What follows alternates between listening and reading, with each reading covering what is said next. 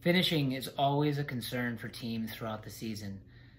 Each season, I always get questions from coaches about finishing activities that their team can do in training to help improve their ability to score goals in games.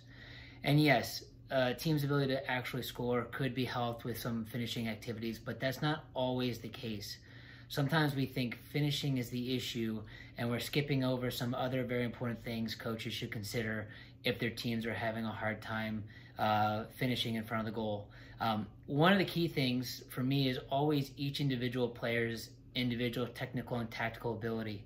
In the final third, the game requires such a higher level of speed and ability in those areas around the net. With less space and time, teams and players have to be technically excellent and tactically very sharp and dealing with the speed of play and being able to be successful navigating through tight space under a lot of pressure.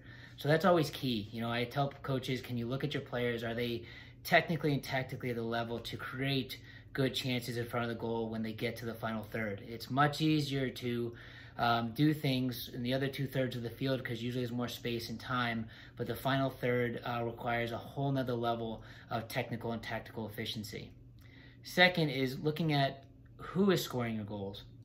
As a team, are you relying too heavily on just a single player or maybe just a couple players to score their goals?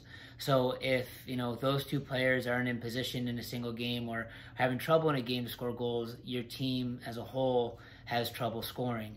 Although that's common, again, it could be an issue. You'd want your team, anyone from your team, to be able to step up and put themselves in positions to score throughout a game. Another thing to look at would be, just how your goals are coming. You know, are you only scoring off through balls? Your team plays it long and, you have a fast player up front who gets to the end of it and scores. Well, if the other team picks up on that very early and other teams pick up onto it, all of a sudden you're going to have a real hard time scoring goals because your main way of scoring goals has been taken away. So you're looking at how you're producing goals. Are you producing goals in different ways when your team does score, or at least producing chances?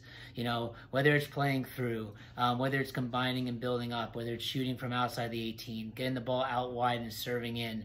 How are your chances coming? If you're really only scoring in one way, then it's very easy for another team to kind of, take that option away from you and limit your opportunities to score.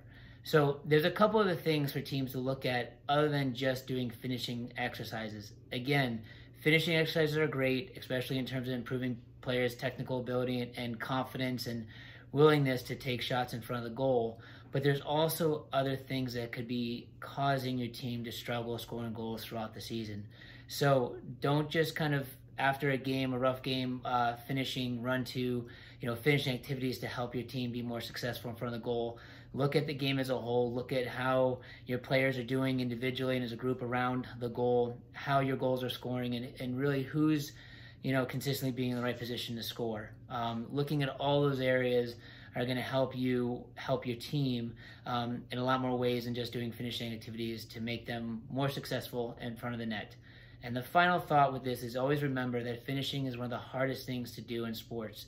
It's very difficult to score goals. That's why most games aren't, maybe not the youth level so much, but as you get higher level, most games are pretty low scoring when they're competitive. So scoring is very difficult.